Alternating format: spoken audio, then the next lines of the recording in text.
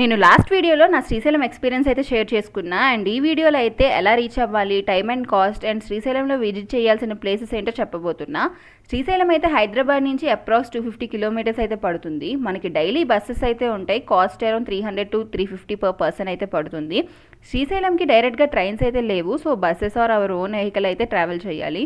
నన్ను అడిగితే own vehicle best అని చెప్తా. అండ్ శ్రీశైలం వెళ్ళాక ముందుగా సాక్షి వినాయకుని దర్శించుకోవాలి. నెక్స్ట్ మల్లికార్జున స్వామి అండ్ బ్రహ్మాంబ దేవిని అయితే దర్శనం చేసుకోవాలి.